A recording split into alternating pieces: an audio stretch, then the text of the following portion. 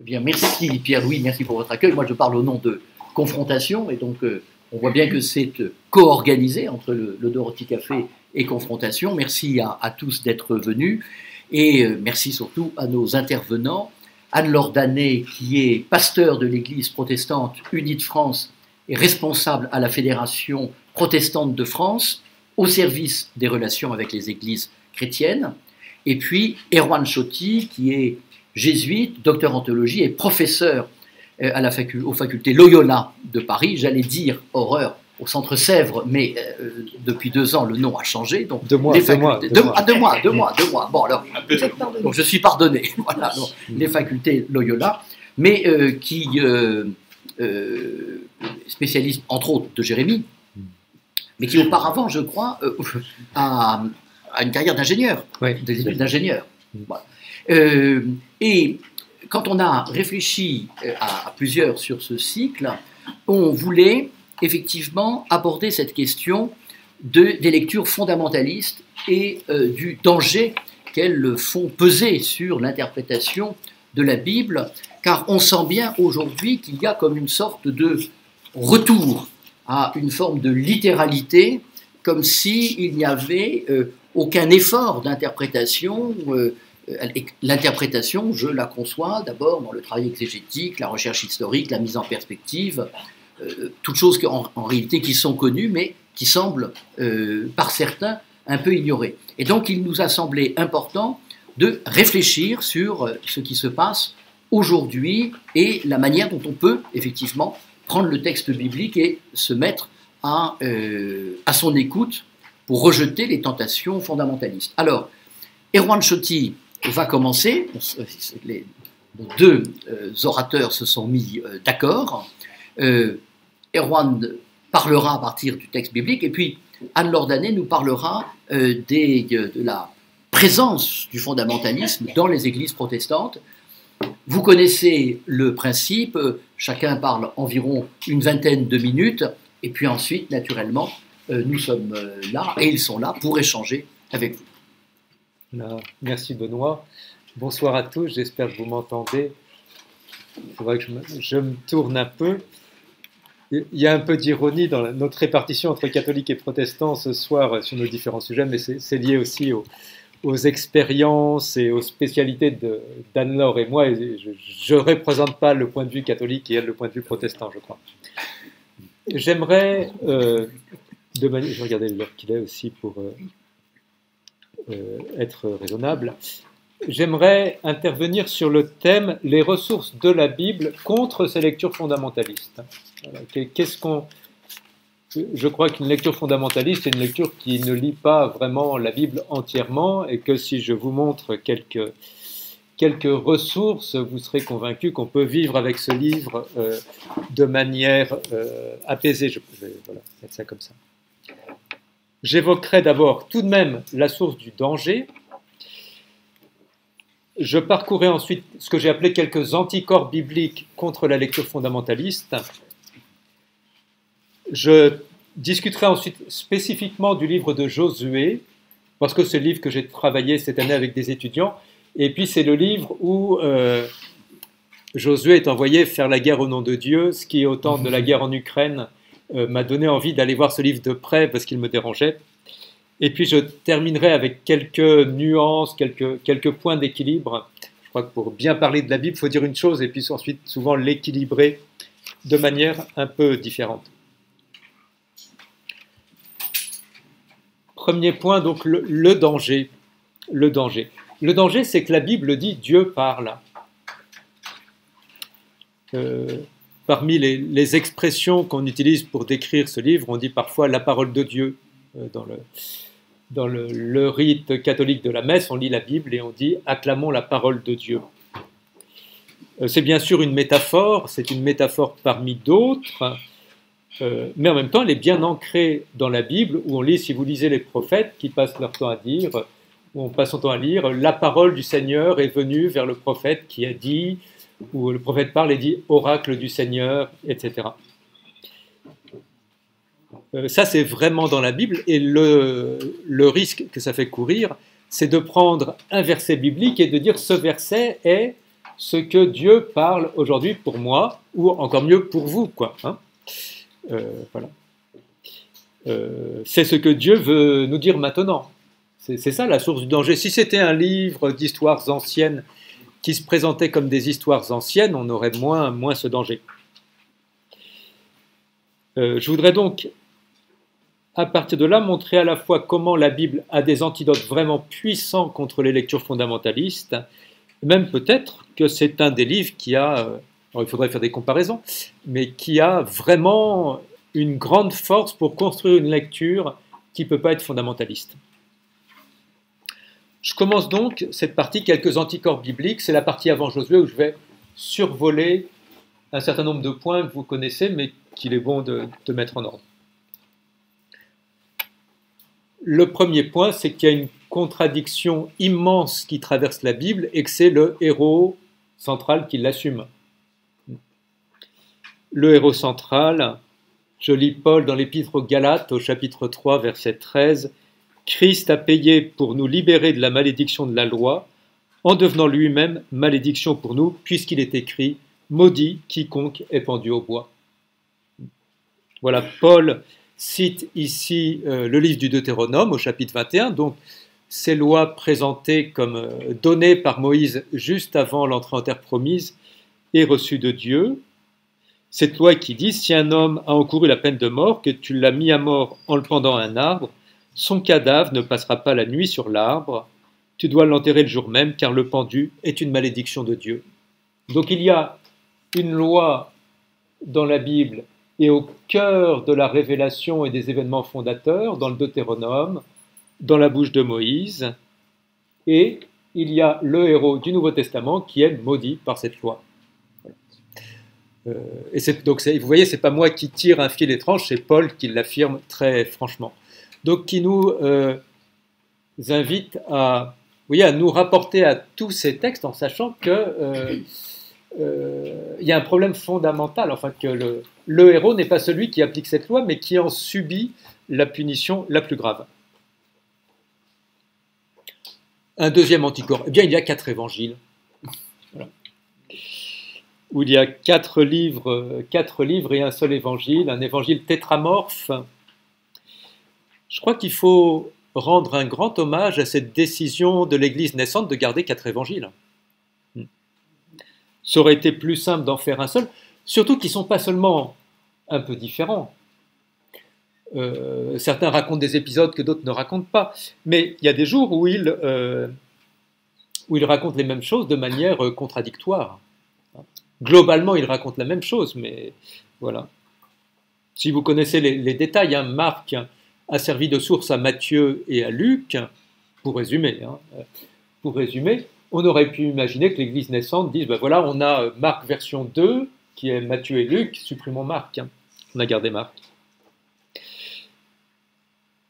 Et ces différences, ont tout de même la même biographie de Jésus, globalement, mais avec des interprétations différentes du sens de la vie, de la mort et du témoignage de la résurrection. Des différences dans les événements racontés. Matthieu et Luc, est-ce qu'après la naissance de Jésus, ses parents partent à Jérusalem au temple, version de Luc, ou s'enfuient en Égypte, version de Matthieu? Il faudrait savoir. De ces miracles qui nous font rêver, certains bénéficiaires sont uniques dans Marc et Luc et sont 2 dans Matthieu. 2 possédés de Gérasa, 2 aveugles de Jéricho, etc. Le dernier repas de Jésus, qui est à la base de beaucoup de nos liturgies de la messe et de la scène, est-ce que Jésus a d'abord partagé la coupe ou le pain? Et puis, la foi en la résurrection, à qui est-ce que Jésus est apparu en premier Si je lis Paul dans la première aux Corinthiens, chapitre 15, il a été enseveli, il est ressuscité le 3e jour selon les Écritures, il est apparu à Céphas, donc Pierre, puis aux 12, ensuite à plus de 500 frères à la fois, ensuite à Jacques, aux apôtres, et en dernier lieu à moi. Mais si je lis Matthieu, Marc et Jean, il est d'abord apparu à Marie-Madeleine. Luc dit des femmes, celles qui le suivaient et qui étaient là. Vous voyez, c'est tout de même des différences qui mettent en cause une lecture un peu simple de la fiabilité du témoignage de la résurrection. Troisième anticorps que je vous propose, Paul par rapport à Jésus. Quel est le rapport entre Paul et Jésus? Paul connaît-il les évangiles? Alors, Paul ne connaît pas les évangiles. Hein. Il a reçu une prédication, il écrit avant la mise par écrit des évangiles. Mais ça n'explique pas tout. Jésus dit « Pas un iota de la loi ne passera ». Paul dit « La loi, ça conduit à la mort ».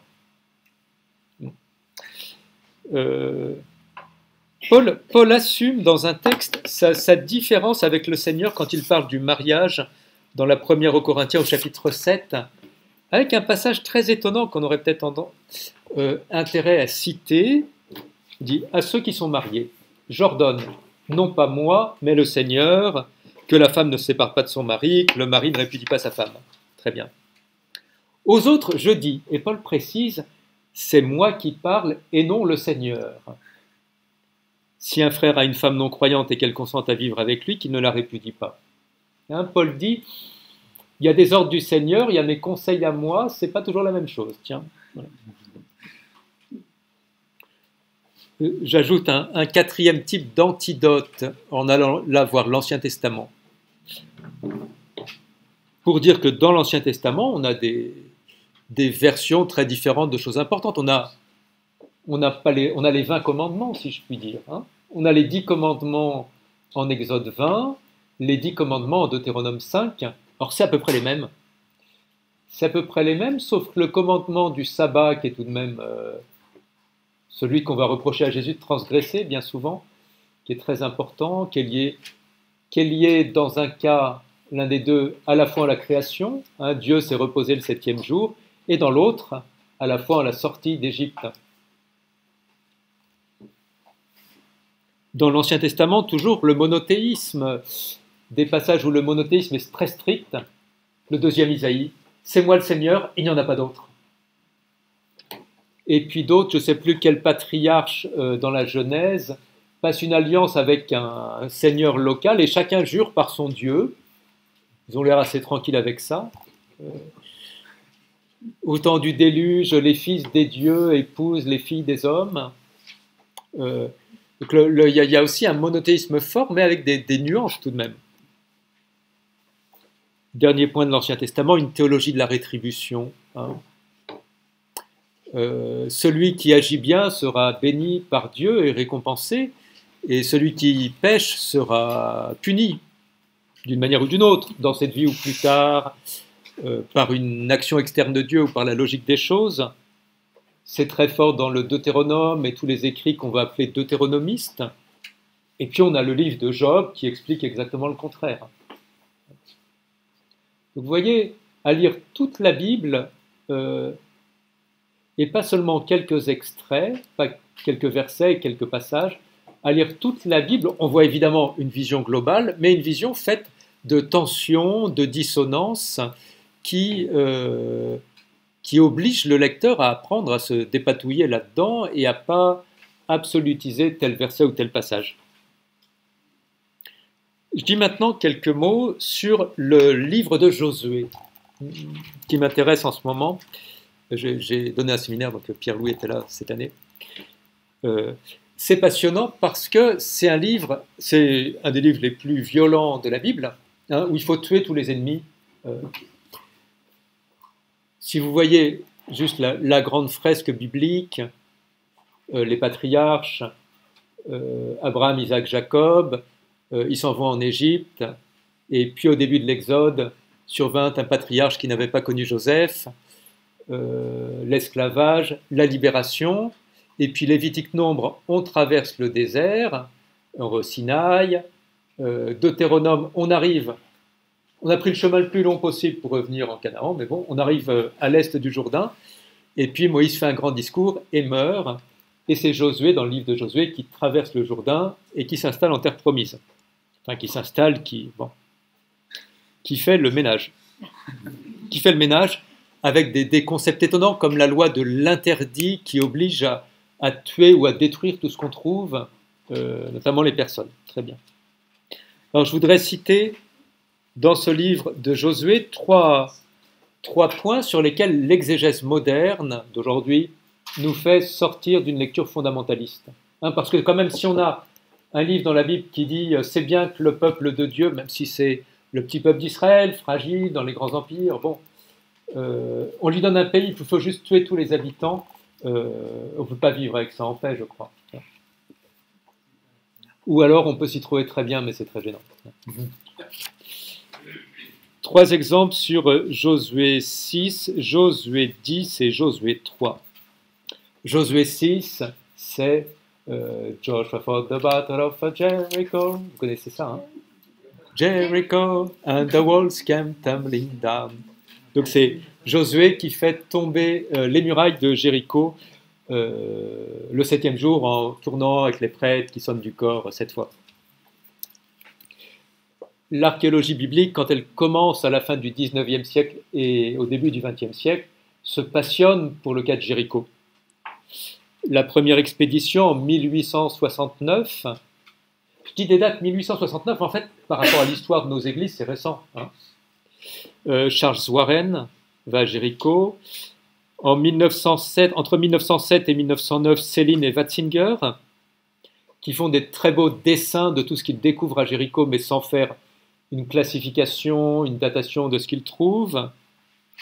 Et puis Garstang, dans les années 30 du XXe siècle, découvre, en fouillant, un mur d'enceinte et un mur qui s'est effondré.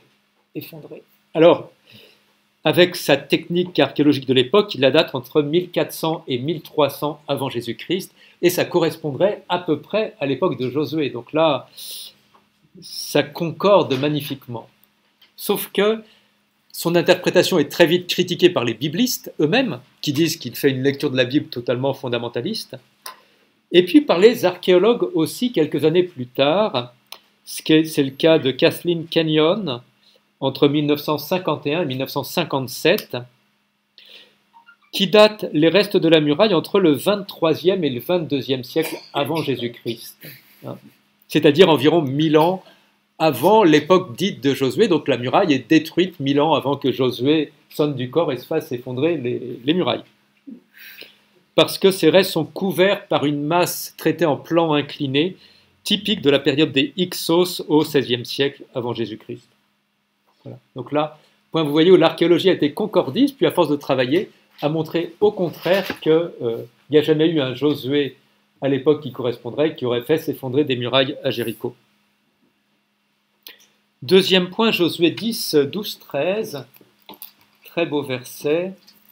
Donc c'est une bataille de Josué, et puis avant la fin de la bataille, Josué dit « Soleil, arrête-toi sur Gabaon, lune sur la vallée d'Ayalon. » Et le soleil s'arrêta, et la lune s'immobilisa, jusqu'à ce que la nation se fût vengée de ses ennemis.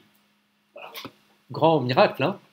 Josué fait s'arrêter le soleil et la lune pour avoir le temps de tuer tous les ennemis. Donc c'est le verset qui a servi, dans un cadre de pensée d'Aristote, à condamner l'astronomie moderne, donc Copernic et Galilée. Puisque ce verset dit « ça a surpris tout le monde, c'est un miracle que le soleil et la lune s'arrêtent », c'est bien la preuve qu'ils tournent. Et donc que c'est le soleil qui tourne autour de la Terre et pas le contraire. Voilà. Donc pas seulement l'Inquisition, mais Luther dit la même chose.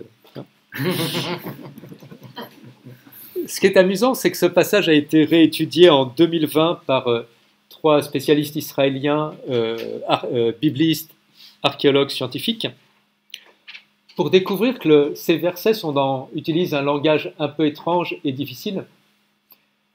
Mais on a depuis, un siècle, déchiffré les traités astronomiques akkadiens, donc de cette langue majoritaire dans le Proche-Orient ancien pendant 2 millénaires, donc avant même les textes bibliques, une civilisation qui a de l'astronomie. Et ce langage ne désigne pas finalement l'arrêt du soleil et de la lune, mais une éclipse. Et même une éclipse de type annulaire, c'est-à-dire dans certaines saisons, quand la lune masque le soleil, on voit encore un petit cercle de soleil, de lumière autour de la lune. Vous voyez un concordisme scientifique a vu là un verset pour bloquer l'astronomie. Un concordisme un peu étrange, tout à fait contemporain de 2020, dit au contraire, on a là un événement, et ils ont pris une base de données de la NASA, ils ont même daté les différentes éclipses qui correspondraient sur la vallée de Gabaon. Donc c'est le texte qui peut servir contre l'héliocentrisme, ou bien comme parfaite illustration, une fois qu'on a vu que le langage, il faut le resituer dans les langages du Proche-Orient ancien. Dernier point, la traversée du Jourdain en Josué 3. Donc ils sont à l'est du Jourdain, et puis les prêtres vont venir avec l'Arche d'Alliance, ils posent les pieds dans le Jourdain, l'eau s'arrête et les gens passent. Donc recommencement du miracle de l'Exode avec Moïse. Ce qui m'a intéressé de travailler avec des étudiants, c'est de regarder qui affirme quoi de Dieu dans cette histoire et à quel moment. Ce qu'on appellerait en exégèse de l'analyse narrative. Et ce qui est intéressant, c'est que ce n'est pas du tout un récit qui dit Dieu a arrêté l'eau qui coulait. C'est un récit qui montre des personnes qui s'engagent pour dire que c'est Dieu qui arrête l'eau, et qui, plus on est loin de l'événement, plus ils attribuent les choses à Dieu. Donc je ne suis pas là à faire une histoire de comment le texte a été écrit, et à dire ce qui est écrit là, il y a eu autre chose avant. Je dis ce qui est raconté dans le texte même, d'une simple lecture en étant un peu attentif, on s'aperçoit non pas du tout une objectivité de l'action de Dieu, qui ferait un miracle pour faciliter l'entrée dans ce pays et puis tuer tous les ennemis, mais un événement qui, plus le temps passe, est interprété par les personnages comme venant de Dieu. On a des écarts entre l'ordre donné par Dieu et les ordres donnés par Josué au début du chapitre, avec Josué qui entre bien plus dans les détails. Le Seigneur dit à Josué, au verset 7 à 8, de s'arrêter avec l'arche dans le Jourdain, sans rien dire de plus, et c'est Josué qui dit que les eaux seront coupées. La narration, elle, se contente de décrire avec beaucoup de détails les berges inondées, l'eau qui s'arrête sans dire qui le fait ni pourquoi. Et puis on installe un mémorial au chapitre 4 qui servira, et puis on dit, tes enfants, ils demanderont c'est quoi ce mémorial, on dit, on dira c'est que les eaux du Jourdain ont été coupées, et puis tout à la fin du chapitre, où on recommence à parler de ce mémorial qu'on fera et on racontera aux enfants, c'est là qu'on dit, vous direz à vos enfants, le Seigneur a coupé les eaux du Jourdain. Donc on voit à l'intérieur du texte l'évolution de la description, la mention de la plus en plus forte de la présence divine, qui est donc un témoignage humain face à un événement étrange et qui n'est pas assumé par le texte directement et objectivement comme miracle. Je termine avec 2 points, 2 petites difficultés pour équilibrer ce que je vous ai dit. Si vous m'écoutez jusqu'à présent, il suffit de lire la Bible et on va devenir habité par une intelligence critique. Il faut mettre quelques nuances. Donc je me suis dit, est-ce que le public du Dorothy Café est vraiment trop porté aux lectures fondamentalistes? Est-ce que c'est ça le risque? Enfin, excusez-moi, j'ai des préjugés comme ça. Il faut dire aussi qu'il y a dans la Bible des affirmations avec lesquelles une lecture croyante ne peut pas transiger, qui sont la mort et la résurrection du Christ comme événements indépassables de l'histoire. Alors, quant à savoir ce que ça signifie, pourquoi, comment, ça s'ouvre à des milliers d'interprétations, mais le fait que ce soit l'événement central et indépassable, le Nouveau Testament ne raconte pas que Jésus a été un beau prophète et que vous aurez beaucoup d'autres beaux prophètes après. Je lis l'Épître aux Hébreux à ce mot grec « ephapax », une fois pour toutes, alors, qui raconte en langage cultuel ce qu'a fait Jésus. Alors c'est un peu étonnant quand on n'est pas habitué au langage cultuel, mais quand on le connaît, on comprend ça. L'Épître aux Hébreux, il est entré une fois pour toutes dans le sanctuaire et il a obtenu une libération définitive. Voilà. Vous ne pouvez pas faire une lecture croyante de la Bible et contourner ce genre d'affirmation. Paul, si les morts ne ressuscitent pas, Christ non plus n'est pas ressuscité, et si Christ n'est pas ressuscité, votre foi est illusoire, et vous êtes encore dans vos péchés. Donc il y a des affirmations dont le sens est négocié et cherché et réfléchi, mais en même temps qui désignent imparfaitement, mais quelque chose de maximum et d'indépassable. Deuxièmement, comme je ne veux pas laisser le mauvais rôle à Anne-Sophie, donc je voudrais dire des difficultés du côté catholique. Plus le temps passe et plus je pense que catholiques et protestants font face aux mêmes questions. Ils les gèrent un peu différemment, mais on a les mêmes questions. Deux difficultés pour une lecture de la Bible critique dans l'Église catholique. La première, c'est que il y a toujours cette revendication que le magistère, donc les autorités qui enseignent dans l'Église catholique, détiennent ou enseignent l'interprétation authentique. Et on voit bien le souci de communion, de cohérence qui se manifeste là. Et que tel exégète à la mode qui a une théorie révolutionnaire fout pas le bazar trop vite partout.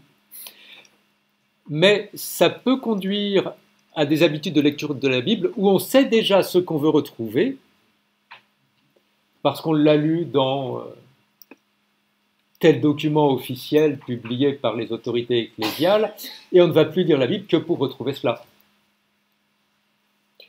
Et puis, côté catholique, on va toujours dire l'importance d'un équilibre entre écriture et tradition, entre ce texte qui déjà naît d'une tradition de révélation, d'interprétation, de vie de foi, et puis des siècles de théologiens et de vie de l'Église qui l'ont commenté et interprété.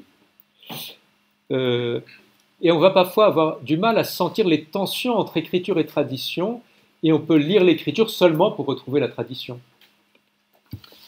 Je ne donne pas d'exemple, c'est tellement facile à trouver. Pour dire que la manière de faire catholique est exposée à des risques. Je terminerai par une question, et j'aurai à peine dépassé mon temps. Je voudrais donner peut-être deux questions toutes simples pour bien citer la Bible sans risquer trop de tomber dans des lectures fondamentalistes. Voilà, parce que on ne peut pas lire toute la Bible, ou surtout encore moins toute la connaître, la citer entièrement. Moi j'ai la chance de donner des séminaires, alors chaque année je donne un séminaire nouveau et j'approfondis des textes que je connaissais moins, mais c'est mon métier. Voilà. Donc deux petites questions toutes simples pour celui qui cite la Bible. Comment as-tu choisi ce passage ? C'est facile de dire la Bible dit que, hop. Mais interrogeons celui qui dit cela, comment as-tu choisi ce passage ? Ouais. Parce que c'est quelqu'un qui cite, et qui ne cite qu'une partie. Deuxième question, ce passage, es-tu capable de le situer dans son contexte ? Un contexte, alors idéalement un contexte historique, qui ferait référence au moment où il a été écrit ou réécrit, un contexte littéraire qui serait de le situer dans l'ensemble de la Bible. Bon, les introductions dans une Bible d'études comme cela, avec les introductions qu'on a au début, les tableaux donnent quelques repères, mais citer un passage sans dire comment on le choisit, sans dire où il se trouve, là, ça peut nous conduire à manipuler le texte très fortement. Voilà, merci. Je vais donner la parole à Anne-Laure.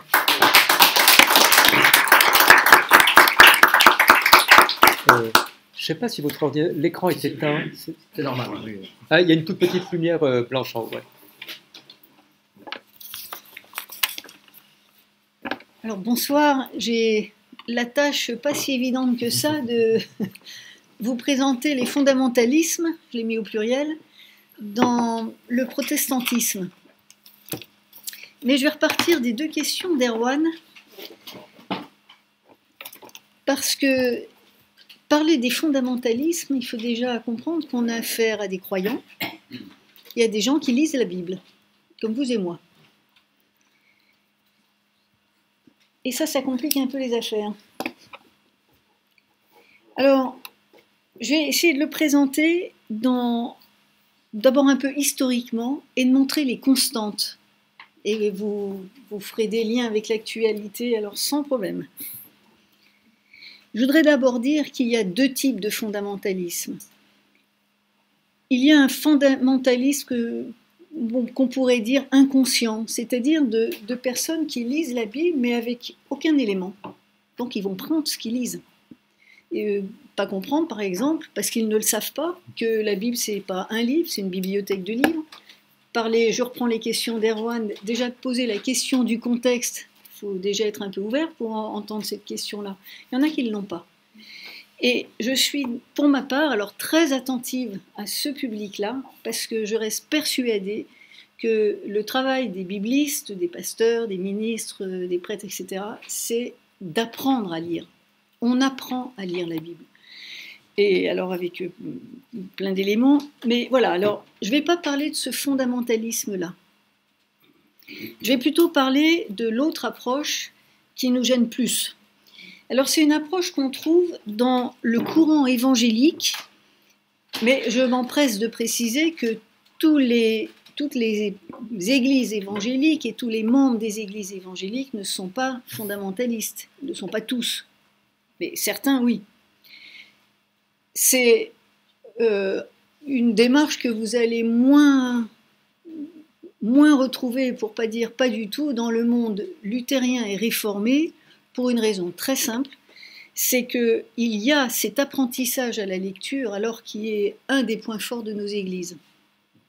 Je pourrais y revenir, mais du coup, on lutte alors à tous les niveaux, que ce soit avec les enfants, les jeunes, les adultes. On a tout ce qu'on veut, nous, pour de l'apprentissage à la lecture de la Bible. Alors, un petit tour historique pour comprendre ce qui s'est passé et pourquoi on retrouve encore ce fondamentalisme-là aujourd'hui, qui est alors agressif, en fait. C'est un fondamentalisme qui apparaît aux États-Unis à la fin du XIXe siècle, dans la mouvance évangélique. On est aux États-Unis, ça veut dire que ces églises n'ont pas les institutions anciennes européennes. Mais ces églises sont fortement influencées par les mouvements du réveil du XVIIIe siècle, les mouvements ce qu'on appelle les mouvements du réveil ou revivalistes. C'est des mouvements qui mettaient l'accent sur la foi personnelle. Donc on ne parle pas de masse, mais bien d'individus, la foi personnelle, avec un piétisme qui est moins ritualisé, mais plus démonstratif, où l'émotion a toute sa place. Alors, vous voyez déjà les connexions que vous pouvez faire.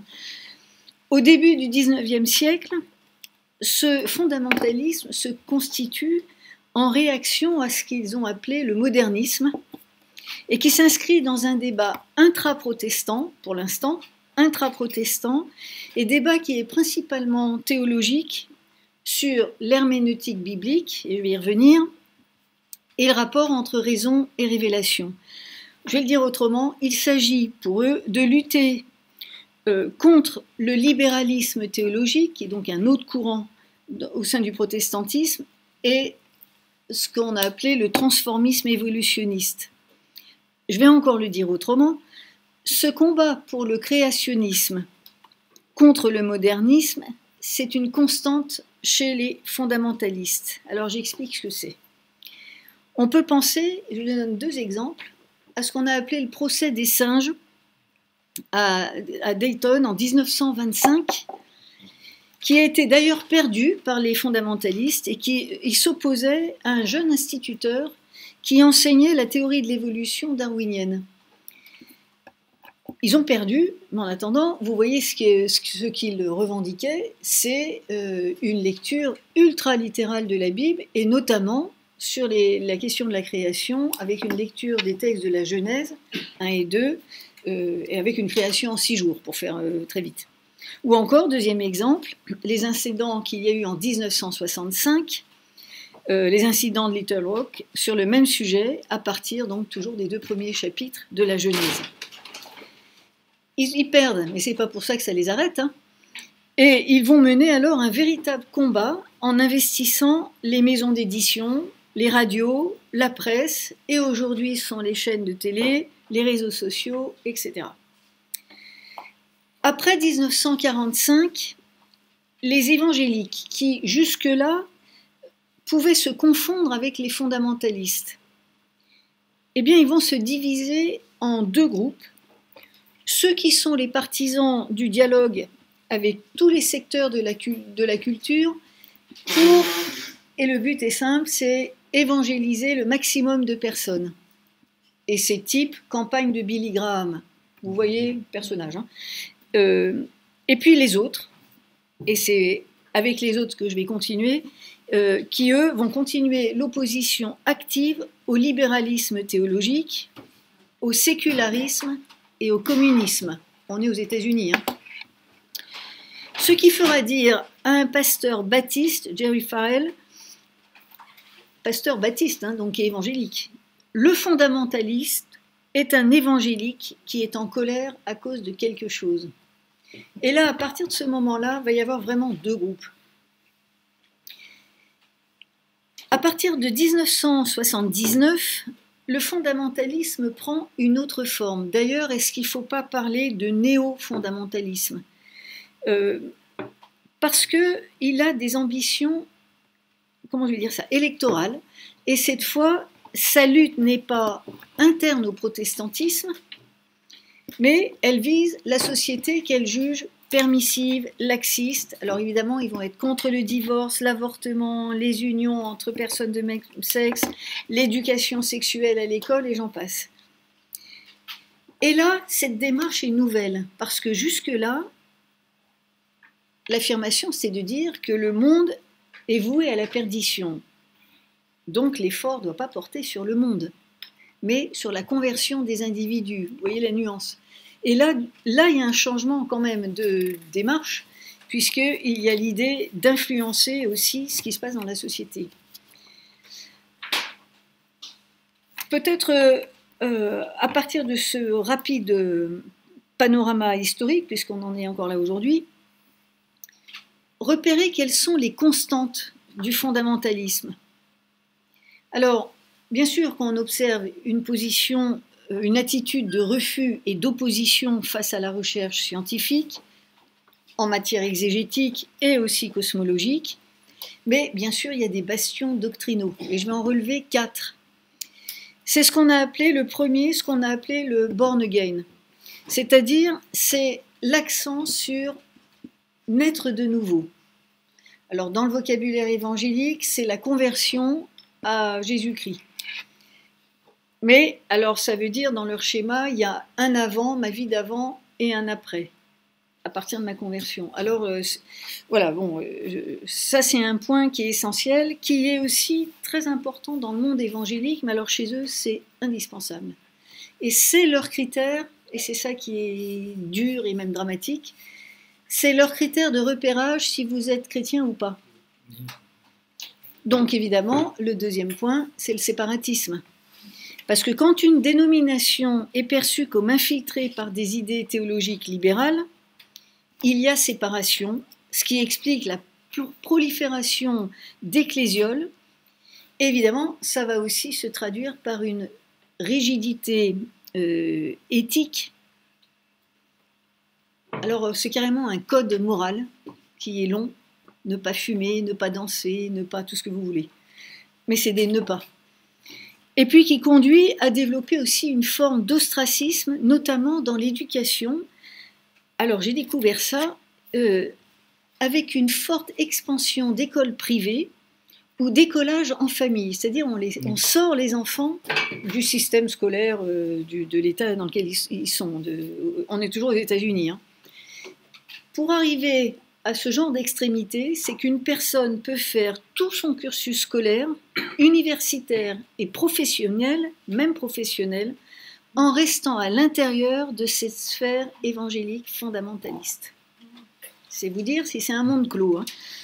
Troisième élément, alors ça rejoint ce que Erwan a dit tout à l'heure, c'est cette affirmation, mais alors massive et là indéboulonnable, de l'infaillibilité ou l'inhérence de la Bible. je vais le dire encore autrement, c'est la conviction que la Bible, dans ses moindres détails, est d'inspiration divine. C'est la Bible est parole de Dieu. EST, nous on va dire, elle devient une parole vivante à partir du moment où c'est une parole qu'on a lue, travaillée, méditée, qui nous touche. Mais ce que j'ai lu aujourd'hui, après-demain, peut-être que je vais lire le même texte, mais encore autrement, parce que c'est encore autre chose qui va me... Là, c'est pas le cas. Hein. Vous allez vous retrouver avec des personnes qui vont lire le texte pendant 50 ans exactement de la même manière. Mais je reviens sur l'inhérence parce que ça, c'est un point qui est fondamental alors, chez les fondamentalistes, mais qui est aussi alors, un point qui est très présent dans le monde évangélique. Mais pour les fondamentalistes, ça signifie l'absence de toute erreur dans quelque domaine que ce soit dans la Bible, que ce soit sur le plan historique, géographique, sciences naturelles, tout ce que vous voulez. Et ça veut dire une correspondance exacte du texte avec les faits. Je vais vous donner quelques exemples. Alors, ce serait encore trop simple si c'était que ça. Mais le fondamentalisme affirme aussi qu'il n'y a ni contradiction, ni divergence entre les énoncés bibliques. Ce qui revient à dire qu'il rejette l'idée qu'il puisse y avoir des débats ou des conflits entre divers courants, par exemple en Israël ou dans l'Église primitive. Ce qui conduit évidemment à un biblicisme, c'est-à-dire cette lecture normative de la Bible, et à un littéralisme qui conduit immanquablement à faire des contorsions aussi exégétiques, des pirouettes et tout ce que vous voulez pour que ça tienne. Et c'est pour ça qu'ils vont du coup défendre une lecture de la Bible, de la création en 6 jours, dans Genèse 1, mais ils vont réussir à faire des contorsions extraordinaires pour le faire coller avec le texte de Genèse 2 qui ne dit pas exactement la même chose. En gros, et je ne suis pas dans la caricature malheureusement, c'est que toute démarche critique, et j'entends démarche critique au sens de distinction, discernement, tri, ça c'est évacué.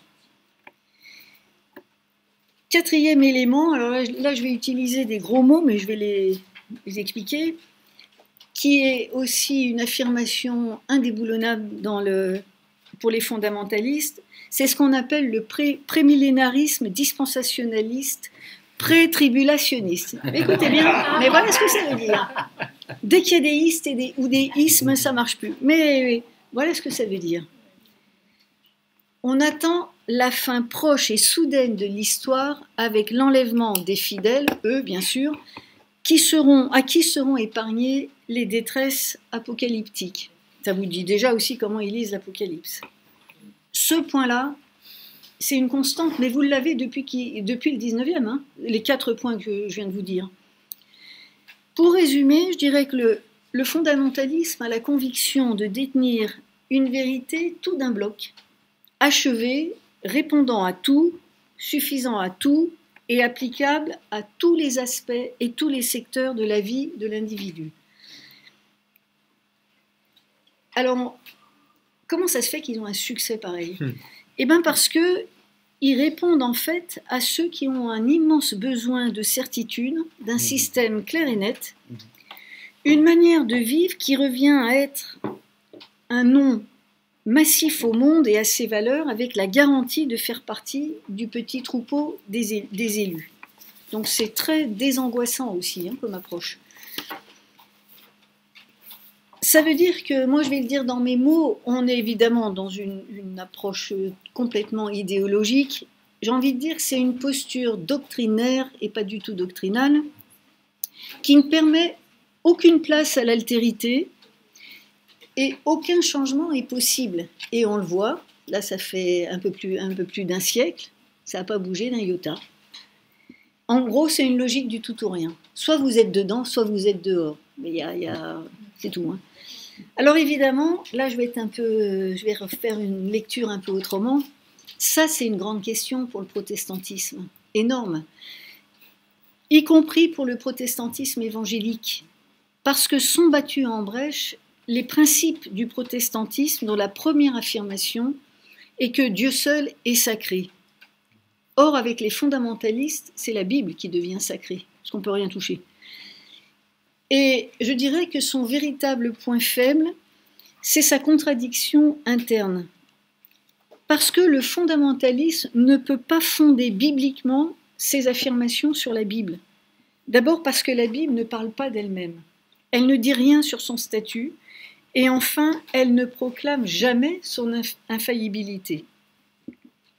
Alors, là aussi, ils ont une pirouette. Ils utilisent le texte de 2 Timothée 3,16 qui dit « Toute écriture est inspirée par Dieu et utile pour enseigner ». Mais enfin, il suffit de faire remarquer que « inspiré » signifie pas inhérent et « utile » ne signifie pas exempt d'erreur. En fait, ils cherchent à rendre hommage à la Bible, mais j'ai essayé de le dire très vite, ils ne la respectent pas parce qu'ils sont obligés de tordre le texte et de lui faire violence. Et pour moi, ce qui est encore le pire, c'est que cette lecture de la Bible amène à la comprendre non comme une parole qui touche, qui interpelle, qui fait réfléchir, mais comme une norme à appliquer, un code à suivre. Alors là, c'est le fond du protestantisme qui est touché, parce que c'est l'affirmation qu'on vit que de la grâce, qu'on est au bénéfice de la grâce. Là, c'est une façon de remettre une loi, c'est remettre une loi, et du coup, c'est vivre sous la loi. C'est pour ça que dans le travail que je fais avec eux, puisque mon travail consiste à être en lien avec l'ensemble des confessions chrétiennes, qu'elles soient catholiques, orthodoxes, anglicanes, protestantes, mais aussi il y a tout un travail que je fais auprès de l'ensemble du protestantisme. Donc bien sûr, je travaille avec ces églises. Mais sauf que j'en suis à un point où je me dis, mais est-ce que c'est pas autre chose qui existe et qui ne relève pas de ce protestantisme qu'on connaît dans sa grande diversité. Tellement les fondamentaux, pour moi, sont ébranlés. Mais, je vais terminer par une petite note optimiste. Il y a une démarche qui existe depuis un peu plus de 20 ans et qui a été lancée par le Conseil œcuménique des Églises pour tenter de mettre en lien l'ensemble des églises chrétiennes, dont les églises fondamentalistes, qui sont au passage parfaitement identifiés. On sait qui ils sont, où ils sont, etc. Ils ne sont jamais, ils ne sont pas cachés. Et c'est la démarche donc, du Forum chrétien mondial qui cherche à rassembler donc, des représentants des églises, de toutes les églises chrétiennes repérées, connues, etc. Et la démarche du Forum chrétien mondial, c'est d'amener chacun à reconnaître l'autre différent, mais à l'accepter comme un frère ou une sœur en Christ. Et la méthode qui a été utilisée, c'est on se met en petits groupes et on a 5 minutes pour expliquer son cheminement personnel avec le Dieu de Jésus-Christ. Et quand, par exemple, alors évidemment, quand les petits groupes qu'on fait, les organisateurs font exprès de mettre à chaque fois des gens qui ne sont pas de la même église, évidemment. Mais quand vous entendez, par exemple, bon, c'est un membre d'une église fondamentaliste, cet exercice-là, il va le faire très vite. Parce que je vous ai dit, un avant, un après, donc il sait le moment. Mais quand vous entendez un métropolite, un cardinal, un pasteur, un membre d'une église lambda, etc., qui raconte comment, dans sa propre vie, il a été touché par une parole qui le fait croire aujourd'hui au Dieu de Jésus-Christ, à la sortie, plus personne ne peut dire « Ah, mais celui-là, c'est pas un chrétien ». Vous voyez ce que je veux dire ? C'est-à-dire, il y a d'abord les préjugés tombent et on est dans une relation humaine où on comprend qu'on a tous été saisis par Christ, mais pas de la même manière. Alors nous, on multiplie ce genre de rencontres, on le fait beaucoup en France, ça c'est des choses que j'organise aussi beaucoup, parce que je me suis rendu compte que quand on arrive à les faire venir, ça bouge un tout petit peu le curseur. Et on fait une autre chose, et je termine par là, c'est qu'à l'intérieur de ces rencontres, on introduit ce qu'on a appelé une forme de lecture de la Bible, mais style Lectio Divina œcuménique. Quand vous lisez la Bible avec des orthodoxes, ils n'ont pas du tout la même approche que les protestants ou même les catholiques. Parce que c'est une approche différente, c'est des traditions différentes, cultures différentes, c'est tout ce que vous voulez. Cette Lectio Divina, elle a l'avantage, on est toujours dans les mêmes groupes, chacun d'une église, sauf que c'est une lecture à la fois méditative et priante, où on s'arrange pour que j'écoute le texte, j'essaye de partager avec les autres membres du groupe le mot, l'expression qui m'a touchée. C'est tout. Il n'y a pas de commentaire, il n'y a pas de discussion, je dis juste le mot. Deuxième tour, c'est je dis ce qui m'a touchée ou interpellé ou questionné dans ce que j'ai entendu de ce que disent les autres. Donc on oblige là une autre écoute. C'est-à-dire on s'arrange pour qu'il y ait ce partage entre la parole, le lecteur et les autres. Enfin, moi et les autres. Et pour arriver à une sorte de multiplication du pain de la parole. C'est un peu ça qu'on cherche à faire. Et là, j'ai vu des choses étonnantes. Parce que, alors évidemment, c'est cadré dans le temps, c'est guidé, voilà, la méthode, elle est bien éprouvée. Et ça permet de se dire, mais finalement, oui, on peut lire ensemble, mais ça aide aussi à élargir son propre regard sur le texte. Ça aide à entendre autre chose qui, peut-être que je n'avais pas vu, ou ça nous fait sortir des lectures toutes faites, ce dont Erwan parlait. Je vous donne juste un exemple, on l'a eu pour la semaine de prière pour l'unité. Le Burkina Faso avait choisi le texte de Luc 10, la parabole du Samaritain. Dans toutes nos Bibles, vous avez la parabole du bon Samaritain. Donc, allez, il est bon le type, là, forcément. C'est pas dans le texte. Autre chose que je voudrais aussi vous dire de ce forum, donc ce forum chrétien, c'est ça qu'on fait. On a ce travail où on raconte son histoire personnelle, mais on a aussi ce temps de lecture partagée de la Bible. Alors vous voyez que c'est pas une exégèse, c'est pas une prédication, c'est pas une étude biblique, et c'est fait exprès. Hein. C'est vraiment une lecture priante et méditative. On fait ça. Moi j'étais au Forum chrétien mondial à Bogota en 2018, et on voit arriver pendant la plénière le métropolite d'Alep. Alors, sachant que vous savez qu'il y en a un qui a été enlevé par Daesh et ils ont laissé le poste vacant. Et donc, il est celui qui... C'était pas son successeur, mais c'est celui qui fait office d'eux. Et il dit, voilà, il montre des photos d'Alep. C'était une ruine, un champ de ruines, cette ville. Il devait rester un minuscule quartier qui tenait à peu près, mais les gens vivaient dans les pierres, enfin bref. Il dit, vous voyez, je voudrais vous interpeller. Il interpelle, moi j'avais pas repéré, il ciblait quelqu'un, et il disait, vous êtes venu des États-Unis, vous êtes venu à Alep, et on en est très reconnaissant. Vous avez dit à la population, on est là pour vous, on va prier pour vous.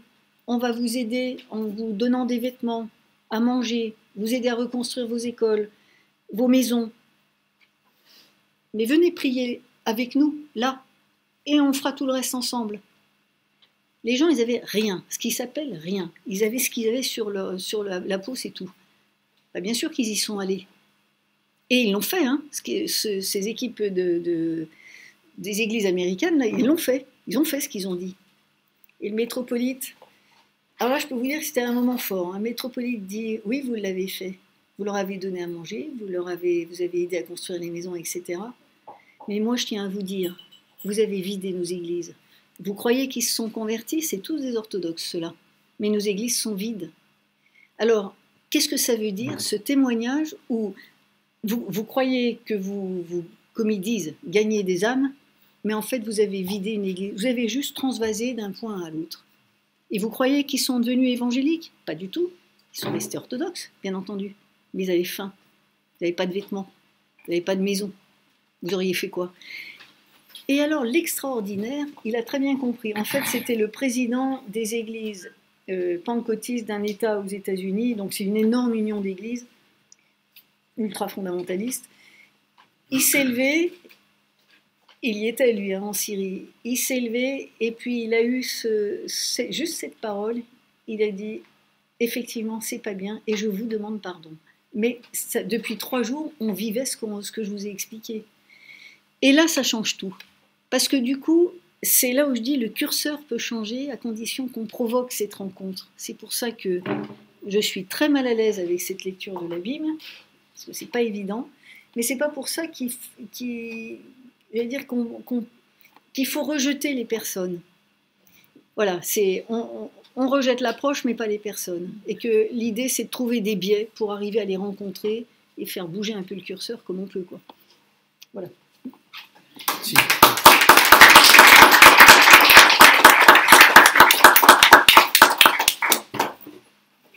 Merci pour ces deux interventions qui sont, je crois, particulièrement riches et qui donnent vraiment matière à débat. Donc, n'hésitez pas. Alors, je sais qu'à chaque fois, la première question est difficile, alors je vais me permettre du coup de la poser. Mais... Ah non, mais il y en a une. Ah, parfait, merci. Merci beaucoup pour vos interventions.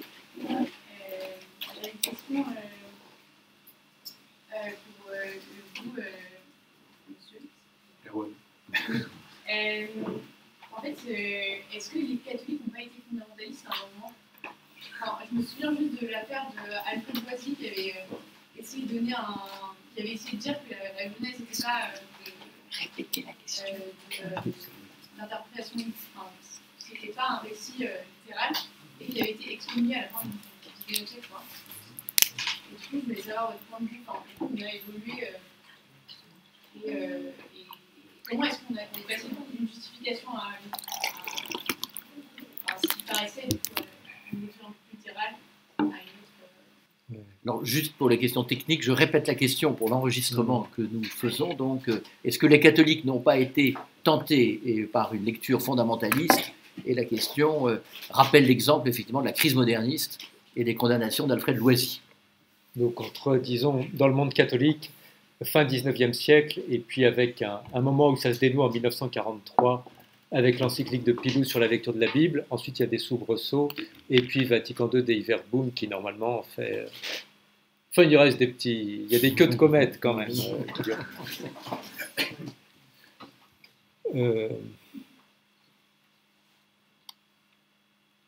Évidemment, alors...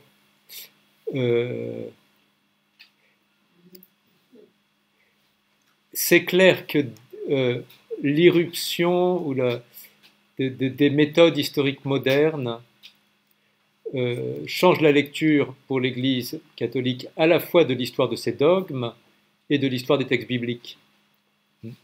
Et de l'histoire de ses dogmes, que ce que l'Église dit développe de sa doctrine, on s'aperçoit qu'elle ne l'a pas toujours dit. L'exemple amusant, c'est Thomas d'Aquin qui est contre l'Immaculée Conception. Bon. Voilà. Et de même l'historicité des textes bibliques, l'histoire de leur rédaction, etc. C'est vrai que la première réaction des autorités catholiques, c'est plutôt celle de voir là, c'est-à-dire, il y a une remise en cause de la manière habituelle de parler de la foi. C'est ça qui est compliqué.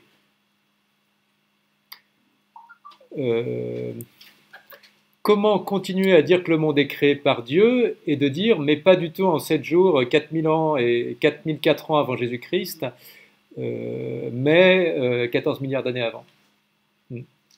Voilà. Pour amuser les catholiques qui suivent l'actualité des textes du Vatican et les réactions mondiales, comment tenir une doctrine sur le mariage fidèle à la théologie catholique et aux données bibliques et la prise en compte d'un certain nombre de relations de couple qui, à ceux qui les vivent et à leurs proches, paraissent pleines d'une sainteté et d'un effort de vie chrétien. Bon.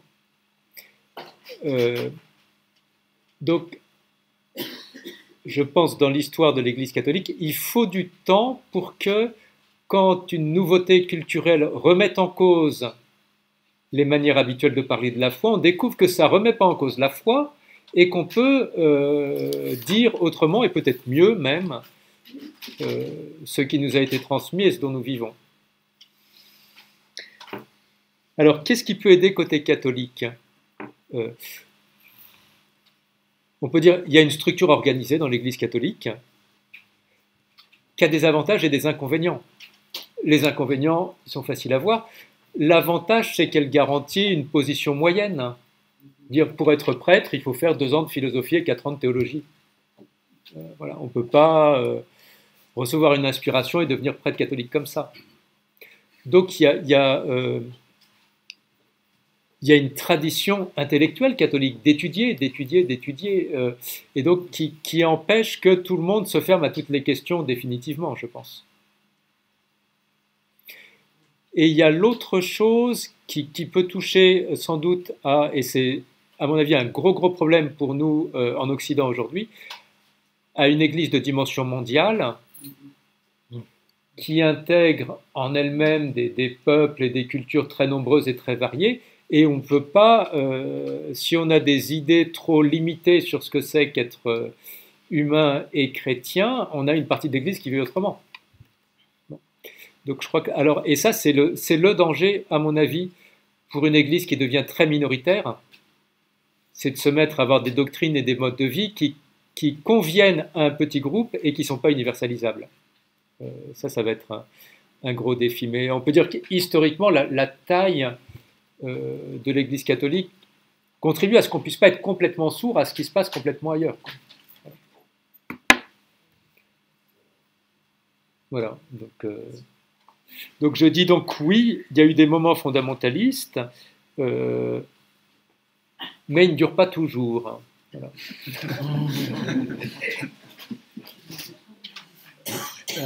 Madame. C'est une question ignorante. Hein. Je lis un peu la Bible, je ne suis pas chrétienne, donc les questions que je me pose sont sans doute un petit peu grossières. Je voudrais savoir quel est le lien entre une lecture peut-être fondamentaliste ou pas de la Bible et les dogmes extrêmement puissants de l'Église catholique sur un certain nombre de comportements ou de valeurs morales. Et je pense évidemment à la condamnation de l'homosexualité, l'interdiction de l'avortement, le rejet des femmes hors de l'entreprise, qui me semblent être des valeurs, les respecter ou les contenir. Moi, je ne prends pas parti, mais ce n'est pas le point. Et la Bible. Je ne vois pas le. Enfin, j'ai beaucoup appris de cette lecture fondamentaliste de la Bible dans vos 2 orientations religieuses chrétiennes, mais par rapport à ces dogmes de l'Église catholique, j'ai un peu mal à faire le lien. Je ne sais pas si ma question est claire. Ah oui, donc je répète la question pour l'ordinateur. Donc, dans quelle mesure, effectivement, trouve-t-on dans la Bible les fondements scripturaires, alors de position dogmatique, mais aussi de position morale, développées au long des siècles par l'Église. Pour l'Église, et pour les autres, c'est de la morale, mais pour l'Église, ce sont des dogmes et qu'il faut respecter, et que je respecte dans ces dogmes, même s'ils ne me concernent pas. Alors, je préciserai d'abord que pour l'Église catholique, il y a des choses qui sont des dogmes, mais c'est une catégorie assez délimitée. Et les questions que vous mentionnez sont plutôt des théologies morales habituelles et souvent répétées, mais qui n'entrent pas dans la catégorie des dogmes. Ah, d'accord. Voilà. Alors, bon, alors, dans les dogmes amusants, il y a l'infaillibilité pontificale, oui. ça rentre dans les catégories des dogmes. Bon, mais c'est question morale. Ouais. On peut dire que toutes les questions que vous mentionnez, elles correspondent à des moments de synthèse dans l'histoire de la pensée chrétienne entre la culture d'un temps et la manière de lire la Bible. Bon. Jusqu'à la fin du XIXe siècle, vous citiez le cas de l'avortement. Bon, j'en parle en homme célibataire. Hein. Je veux dire, pour qui c'est un problème intellectuel. Voilà, enfin, je veux dire, non, mais pas. Bon, voilà, je ne suis pas médecin en planning familial.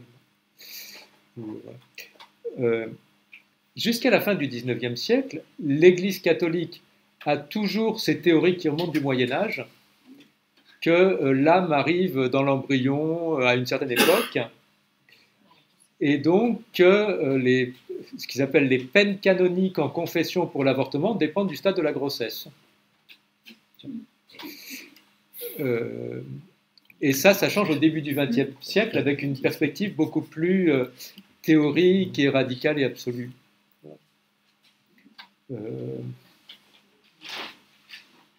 On va dire que nos lois modernes comme la loi Veil seraient un peu dans cette logique qui a... c'est pas la même chose au début à la fin, quoi. Donc il y a des évolutions, et là-dessus, il n'y a pas de fondement biblique. On va toujours trouver un verset pour illustrer, mais la position du Moyen-Âge, elle paraissait tout à fait, avec l'animation de l'embryon, elle paraissait tout à fait solide, et l'Église catholique ne le dit plus du tout. Voilà.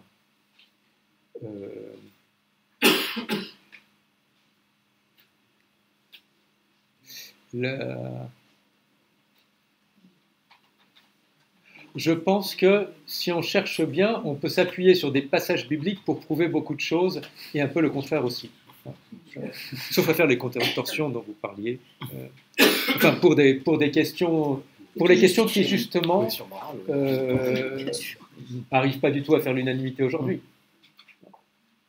Et si elles ne font pas l'unanimité, c'est bien parce qu'il y a un débat, que les questions sont complexes et qu'on n'en a pas encore fait le tour. Alors, il y a une question ici. Je voudrais savoir pourquoi les évangéliques sont aussi importants aux États-Unis, et deuxièmement, aussi conservateurs systématiquement. Alors en matière morale, je peux vaguement comprendre, mais quelles conséquences ça a en matière de politique étrangère, en matière de, pour l'instant, par exemple aujourd'hui, les liens avec les orthodoxes, les plus orthodoxes juifs, c'est-à-dire comment se fait je dirais, la conception politique des évangéliques et pourquoi ils se développent surtout aux États-Unis et en Amérique du Sud. Au fond, quelle est la sociologie de ces gens qui apparaissent autour de 1900 et qui ont maintenant une importance considérable dans les choix électoraux aux États-Unis. Voilà, donc la question porte sur l'importance des évangéliques dans la politique américaine et dans la détermination de choix cruciaux, tant en politique intérieure qu'en politique extérieure. Alors déjà, le nombre, il s'explique par le fait qu'ils ont investi, et d'une façon très juste, c'est parce que la place était vide, les milieux ultra-populaires. Les églises réformées aux États-Unis, mais ceci dit, je le dis aussi pour la France, hein, il faut aussi balayer devant sa porte, nos églises luthéro-réformées, elles sont un peu, mais pas beaucoup, dans les milieux populaires. Les églises évangéliques, à fond, ils y vont là. Et du coup, et c'est pas péjoratif ce que je vais dire, leur langage est tellement simple, j'ai pas dit simpliste, hein, mais tellement simple. Ils vont vous expliquer l'évangile en 4 points. Bah oui, parce que c'est 4 étapes à vivre. Tu es pécheur, reprends-toi, Jésus t'aime et vis de nouveau. C'est ça les 4 points. Bah, quand vous les expliquez un peu en détail, ça parle aux gens. De dire, par exemple, qu'une personne a de la valeur juste parce qu'elle l'est, parce qu'elle existe. Vous vous rendez compte tout ce que je vous dis pour vous dire ça, eux ils disent Jésus t'aime. Tu n'y crois pas? Mais c'est pas grave, lui il croit en toi. Le discours est donc ils investissent ces lieux-là. Ça c'est une première chose. Et aux États-Unis, alors, ils ont fait ça à fond, hein. Les églises luthériennes, réformées, et puis les églises évangéliques, ce qu'on appelle les églises évangéliques historiques, c'est-à-dire qui viennent de la réforme radicale du XVIe siècle, hein, quand même. C'est les Ménonites, c'est les églises baptistes, c'est les églises libres plus tard. Mais ce sont des églises qui ont compris très vite la nécessité de former leurs membres et de former surtout leurs ministres. Et du coup, qui ont développé aussi au départ des instituts et après des facultés de théologie. Donc dès que vous êtes dans un système universitaire ou de niveau universitaire, alors là, la réflexion n'est pas du tout la même. Dans ces milieux-là, pas du tout. Les pasteurs, ils se forment sur le tas. Il y en a un qui est pasteur, et bien il va en former 4, 5, 6, 10. Et ça se passe, chez nous, c'est comme ça que ça se passe en France. Hein. C'est-à-dire, vous allez trouver des églises. Les méga-churches qu'on a en France, il y en a quelques-unes. À Paris, il y en a 4, par exemple, autour de Paris. Quand je vais les voir, je dis, bah, est-ce que voilà, je peux rencontrer le pasteur? Il me dit, mais lequel? Alors, je dis, bah, vous êtes combien? Ils sont 15, 20. Mais 15, 20 formés sur le tas. Alors, nous, dans la logique luthéro-réformée, ils ne sont pas pasteurs. Vous voyez ce que je veux dire? Mais par contre, ils sont formés au témoignage, formés à l'évangélisation, formés à aller dans les lieux où, évidemment, on va moins, etc., etc. L'autre partie de la question, alors là, elle s'explique aussi très bien, c'est-à-dire ils sont d'un tel conservatisme, puisque rien ne bouge, leur lecture, elle est immobile. De décennie en décennie, c'est la même. C'est ça qui est extraordinaire. Mais c'est pour ça que je dis, c'est une lecture qui est, en fait, ils lisent à travers une doctrine qui est très bien ficelée, qui n'a pas de point mort, tout s'explique. Et du coup, ça veut dire que, alors évidemment, il laisse tomber un certain nombre de questions. Quand je dis tout s'explique, il y a beaucoup j'allais dire, il y a une boîte noire où on n'y touche pas, quoi. Mais ceci dit, dans le système qui est clos, il y a une cohérence. Ça, il faut le reconnaître quand même. Hein. Et du coup, avec ce conservatisme-là, eh ben, politiquement, on comprend aussi leur vote, quoi. Hein. Ceci dit, aux États-Unis, alors là, c'est il faut aussi le dire pour être honnête, ces églises-là, pour moi, ce ne sont plus des églises, c'est du business. Il faut voir comment ça marche. Hein. C'est des entreprises derrière. Hein, qui brassent des millions et des millions de dollars. Hein. C'est pas des milliers, c'est des millions. Et ils font des vues. Alors, ils ont un système de télévangélistes. Bah, vous avez tous en tête Paula White, qui a bah, elle est à fond là-dedans, quoi. Mais derrière, c'est une entreprise. C'est du business, quoi. Et ça, c'est dramatique, parce que ça veut dire qu'on utilise l'évangile pour faire autre chose. C'est ça que ça veut dire. Mais les gens viennent. Alors, pensez aussi que les populations, en France, les populations qui sont les plus touchées par ces églises, ce sont les populations de migrants. Parce que c'est un phénomène d'intégrateur social phénoménal. Hein, phénoménal. C'est-à-dire, là, quand vous arrivez dans ces églises, vous êtes pris en charge. Et ça existe ici en France. Hein, c'est-à-dire, vous arrivez, vous n'avez pas vos papiers, il y a une équipe qui va s'occuper de ça, et vous n'avez pas de quoi vous loger, il y a une autre équipe qui s'occupe de ça, et tous les jours, il se passe quelque chose dans l'église. Tous les jours. Il y a un truc pour les jeunes, il y a une rencontre pour les jeunes, il y a une rencontre de prière, il y a une chorale, il y a tous les jours, c'est pas que le dimanche. Hein. Intégrateur social phénoménal. Non, il y avait une question d'abord là, et après, oui, mais monsieur avait demandé avant. C'est pour ça que je me permets de... On peut en prendre plusieurs, donc alors. Donc moi, c'était après la sociologie, c'est la psychologie. Et vous avez eu une phrase qui m'a beaucoup frappé, qui est le fondamentaliste est quelqu'un qui est en colère. Et la colère, on sait qu'elle s'auto-entretient. C'est parce que si ça m'a mis en colère, c'est donc que j'avais raison. Hein, c'est un mécanisme comme ça qui tourne par lui-même, et donc on voit bien que votre travail avec les forums dont vous avez parlé à la fin, c'est comme une façon d'essayer de faire tomber la colère. Mais je me demandais ce que vous vouliez dire autour de cette colère-là. Comment vous vouliez développer un peu. Alors, une autre question. Oui. C'est par rapport à ce que vous venez de dire. Les 4 points, c'est exactement cela. J'ai eu 2 filles qui sont venues toquer chez moi la semaine dernière, et c'est vraiment comme vous l'avez dit. Et moi, j'en ai profité un peu pour leur poser des questions. Et je me suis rendu compte que déjà, ils ont menti au moment de se présenter, ce que j'ai trouvé vraiment terrible comme témoignage, comme façon de faire, en fait se dire que faut évangéliser à tout prix, quitte à mentir, et ma question en fait c'est devant leur succès, devant leur conservatisme, et on voit qu'il y a une force dans le fait d'être dans une certitude et pas bouger, ça met en mouvement, il y a un élan. Comment défendre ou protéger des positions, des lectures, des opinions nuancées? Parce que j'ai l'impression que parfois on veut être nuancé, on veut, tout de suite c'est plus complexe, tout de suite c'est plus long à dire, tout de suite C'est sûr. Pardon?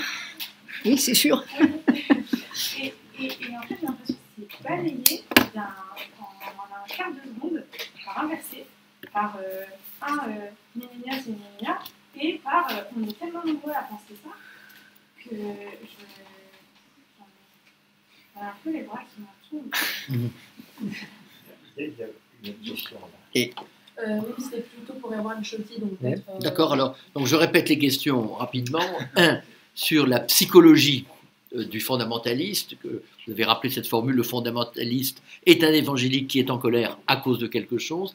Et puis l'autre question était à la fois un témoignage, mais s'interroger sur comment réagir face à la fois à un discours qui est très bien fait, mais qui est manipulateur, fondamentalement.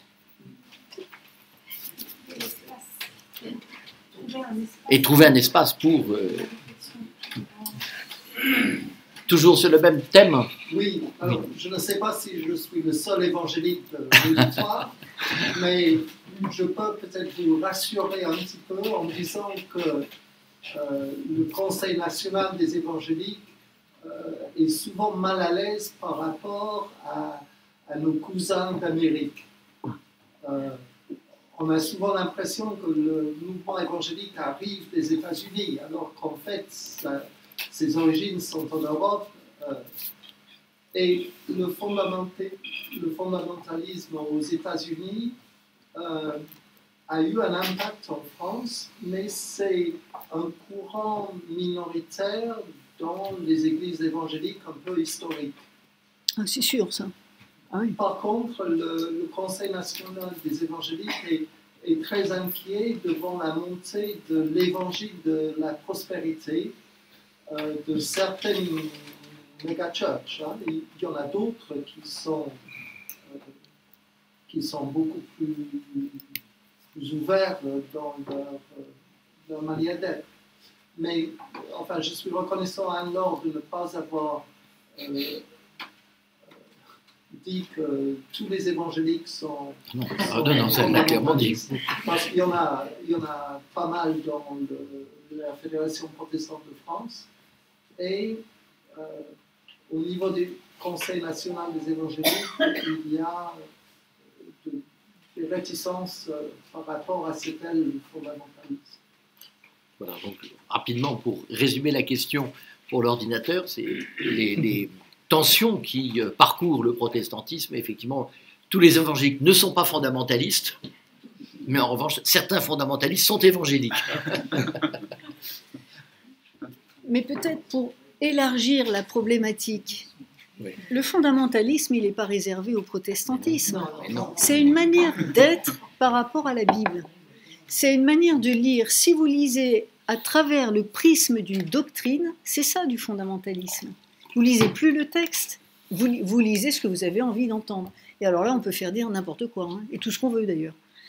Et c'est pour ça que j'insiste sur l'idée qu'il y a un apprentissage à la lecture. Là où ça, je rejoins votre question, alors sous l'angle un peu plus psychologique, c'est vraiment une question de fond, parce que quand nous recevons l'Évangile, l'œuvre de Jésus-Christ, c'est quoi? C'est de nous libérer. Mais nous libérer de quoi? Libérer de tout ce qui nous empêche de vivre pleinement cette vie en Dieu, avec nos semblables. Et c'est quoi? C'est une vie qui est apaisée, qui est réconciliée. Or, quand on est tout le temps en colère, c'est que notre vie, elle n'est pas tellement apaisée et réconciliée. Et réconciliée avec quoi? D'abord avec soi-même, avec Dieu et avec les autres. La colère, c'est pas ça, c'est l'inverse justement. Et alors ça, c'est la première chose qui me gêne, mais c'est pour ça que pour moi, la rencontre avec d'autres est essentiel. Parce que c'est de rencontrer justement des gens qui vivent leur foi autrement, et pas forcément toujours avec ce combat contre l'autre. Et la deuxième chose, c'est la question de fond qui est théologique, parce que pour moi, la croix et la résurrection, c'est aussi le oui de Dieu au monde. Le oui de Dieu au monde. C'est pas le non de Dieu au monde. Or là, c'est un non au monde. Quand je vous disais, ils investissent aussi le côté électoralisme, alors là, ce côté-là, sur le côté électoral, je les soupçonne aussi d'être dans des logiques très opportunistes, hein, et qui ne sont pas simplement d'investir la société, parce que théologiquement, la doctrine n'a pas bougé. Hein. Ceci dit, je vous disais, ça vient plutôt du côté des migrants. Pourquoi? Mais parce qu'en Afrique, vous les avez, ces églises-là. Mais en même temps, il faut savoir que c'est aussi des églises qui fleurissent, mais qui s'arrêtent aussi. Hein. C'est pas... Vous savez, on dit toujours les luthéro-réformés sont finis, mais enfin, ça fait 4 siècles qu'on nous dit ça. Donc pour nous, c'est absolument pas un problème qu'on nous dise qu'on est fini, qu'on n'a plus de pasteur, mais ça fait 4 siècles qu'on nous dit ça, et c'est pas un problème, on continue à vivre. Nos églises se reconstituent, se reforment, se bougent, et c'est pas le problème. Mais c'est pour vous dire que c'est pas la question du nombre aussi qui doit nous questionner, c'est de dire comment est-ce qu'on peut justement avoir une autre parole. Et dans mon monde luthéro-réformé, mais je ne suis pas la seule à le dire, les églises évangéliques historiques vont dire la même chose. Qu'est-ce qu'on vise? On ne vise pas d'apprendre une doctrine, on vise à rendre la personne autonome dans sa vie, dans son rapport à Dieu, dans son rapport aux autres, et dans sa compréhension de lui-même. C'est-à-dire de l'équiper avec d'un esprit critique, d'être capable de discernement et d'être capable de faire ses propres choix dans sa vie. La rendre autonome. Vous savez que dans le protestantisme, il n'y a pas de magistère non plus. Hein, donc ce qui nous tient ensemble sont des principes, ne sont pas des dogmes. Des principes, c'est l'idée qu'il y a... Alors évidemment, entre nous, on ne les interprète pas de la même manière. Quand je vous disais tout à l'heure, le premier principe, c'est de dire que Dieu seul est sacré, on ne va pas forcément le lire de la même manière. Quand on va dire l'autorité, pour nous, la seule autorité, c'est les Écritures, parce que Christ est le chef de l'Église et il n'y en a pas d'autre. C'est-à-dire un ministre, quel qu'il soit, n'a pas une autorité sur les membres des Églises. On est dans un système collégial, etc. Donc c'est vrai qu'on n'est pas tout à fait dans le même système, mais moi ce que je peux noter, c'est qu'on est quand même dans les mêmes démarches, même si on est dans des ecclésiologies différentes. Et quand on se retrouve entre biblistes, franchement, autour de la table, moi je ne sais jamais qui est protestant ou catholique. C'est ça qui est extraordinaire. Mais à condition qu'on rentre, parce qu'on accepte de rentrer aussi dans une lecture commune de la Bible, c'est-à-dire on arrive chacun avec nos idées, mais on lit ensemble. On ne déroule pas une doctrine, on ne déroule pas un truc qu'on a appris par cœur. C'est ça la différence. Et il me semble que c'est aider chacun à découvrir cette liberté qui lui est donnée, de réfléchir par lui-même. Encore faut-il lui donner les moyens. C'est pour ça que j'insiste encore, hein, je l'aurais dit 4 fois, apprendre à lire le texte biblique, apprendre. Ça ne vient pas tout seul. Voilà, et je peux réagir, enfin pour dire que je suis tout à fait d'accord. Quand on est entre biblistes qui en font beaucoup, il y a plein de choses qu'on ne comprend pas aussi. Donc, si on travaille vraiment, plein de passages, on ne sait même plus ce que veulent dire l'hébreu et le grec, etc. L'autre chose, vous évoquez une situation très intéressante et difficile quand quelqu'un se met à dérouler une doctrine et comment réagir. Moi, je sais que spontanément, je suis pris par le piège de vouloir argumenter de la même manière face à quelqu'un qui n'a pas envie d'écouter. Et ça ne marche pas du tout. Ça ne marche pas du tout.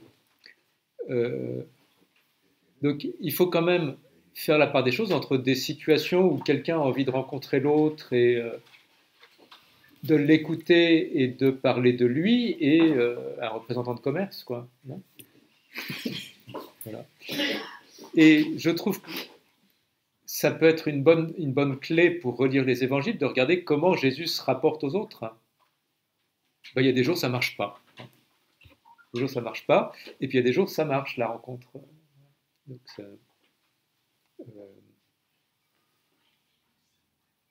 il y a des jours, la semence tombe au bord du chemin, c'est les oiseaux qui la mangent. Cette parabole ne cesse de m'interroger. Enfin, on n'est pas obligé de réussir toute rencontre, on parle de la foi. Tout à fait. Une dernière question peut-être? Non, moi, Il y a une question. Il y avait une question. je voulais vous interroger, Erwan, peut-être de manière un peu personnelle, mais du coup, vous venez de commencer un peu à répondre. Mais quand bien même aujourd'hui les prêtres doivent avoir fait X années de philo et de théologie, etc., j'imagine qu'aujourd'hui, ce que je perçois de l'Église, c'est qu'il y a quand même des sensibilités cléricales, on va dire, différentes, qui peut-être amènent à avoir des lectures de la Bible aussi un peu différentes. Et je sais que les jésuites ou les dominicains sont très portés sur des lectures critiques, etc., ce qui peut être moins le cas peut-être d'autres prêtres ou d'autres religieux.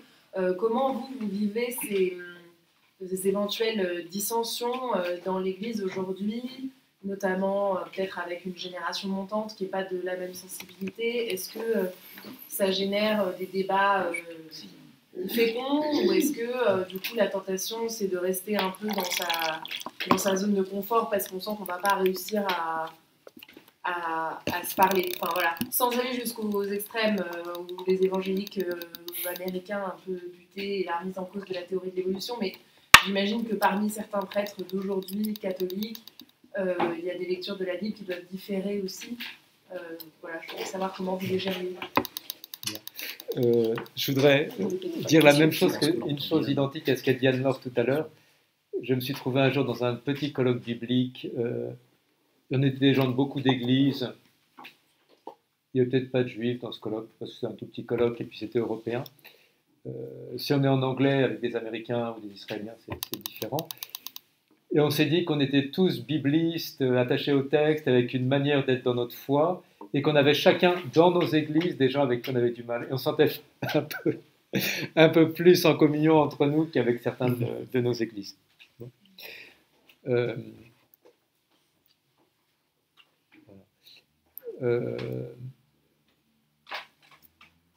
Alors, évidemment, quelqu'un qui suit les études de théologie, chez nous, dit les gens qui arrivaient il y a 50 ans en études de théologie, ils savaient déjà plein de choses et ils étaient assez tranquilles et assurés dans leur foi pour qu'on se mette à réfléchir et à développer, quoi. Les gens qui arrivent aujourd'hui sont très très peu formés et sont dans une inquiétude que ça ne tienne pas. Donc c'est plus difficile, évidemment. Donc je pense qu'une attention au contexte historique aide aussi à comprendre ce qui... et d'avoir un peu de charité pour des gens dans des postures complètement différentes qui sont dans des fragilités. Alors, je me souviens d'avoir été dans... Je célèbre rarement des mariages, et puis quand ça arrive, je peux participer à la soirée, etc. Je me trouvais il y a 2 ans à un mariage. Je connaissais que les mariés, donc je passe la soirée, je rencontre des gens que je ne connais pas. Les grands-parents de la mariée me disent « Ah, mais vous faites de l'Ancien Testament, mais alors, le Pentateuque, il y a 4 documents, c'est ça ?» Il y a des catholiques en France de 70 ans qui ont entendu parler de la théorie documentaire du Pentateuque. Hein. Les catholiques de 20 ans, ça m'étonnerait. Donc, il y avait une sorte de culture générale qui n'est plus là. Je signale 2 choses. Il y a quand même, dans l'Église catholique, des instituts de formation officialisés, tamponnés. Si vous voulez une licence canonique en exégèse biblique, vous allez à l'Institut biblique à Rome et vous bouffez du grec et de l'hébreu toute la journée. Et ça transforme, quoi. Donc il y a des structures de formation et de vérification au niveau central qui existent. Il y a une commission doctrinale des évêques de France qui rencontre les doyens des facs de théologie, on est sur les mêmes longueurs d'onde. Ça ne garantit pas la qualité de la formation de chacun, hein, mais il n'y a pas de doute global. Et alors je crois que ce qui s'est passé en octobre à Rome dans le synode sur la synodalité, qui est exactement la méthode que décrivait Anne-Laure de Lectio Divina partagée, c'est-à-dire de mettre les gens en petits groupes et de leur demander de parler non pas à partir d'idées, mais du vécu et d'un vécu de foi, ça produit une conversion. Donc il y a, je suis tout à fait d'accord qu'il y a des tendances, dans un monde incertain et fragile, à s'assurer un peu trop sur quelques éléments qui peuvent conduire au fondamentalisme, mais il y a cette initiative étonnante et dans laquelle on met des évêques et des cardinaux et des gens de n'importe où, à qui on apprend à se parler, à s'écouter, qui est assez nouvelle dans le monde catholique. C'est-à-dire, on réunit les gens autour du pape et c'est pas le pape qui parle, quoi. Et qui est un apprentissage dans la durée et où se passent des choses là.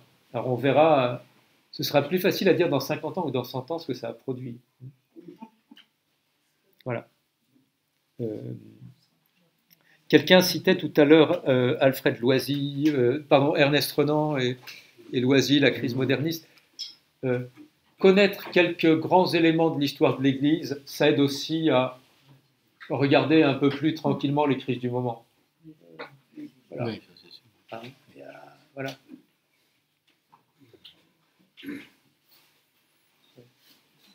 Alors, vous avez et l'un et l'autre évoqué cette question très importante de apprendre à lire la Bible.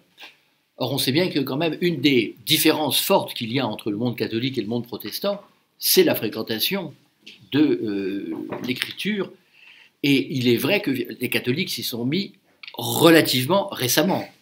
J'ai un ami qui a 75 ans et qui, à l'âge de 18 ans, était dans une famille toute sexuelle catholique, etc., a demandé comme cadeau de Noël une Bible, et ses parents, parfaitement pratiquants, ont dit « mais pourquoi et en quoi ça te sera nécessaire ?» Monde catholique. Bon, cette personne ensuite a continué dans les milieux catholiques, etc., mais c'est pas si loin que ça, il y a 60 ans. Donc, d'une certaine façon, la question que j'aimerais poser à vous deux, c'est que vous avez montré, alors, si j'avais, dans le monde protestant, j'allais presque dire, trop de Bible tue la Bible, mais dans le monde catholique, pas assez de Bible tue la Bible également. Alors, comment expliquer que face justement à cette matière forte qu'est la Bible, à la fois la tentation fondamentaliste est tout le temps présente, qu'on la lise ou qu'on ne la lise pas.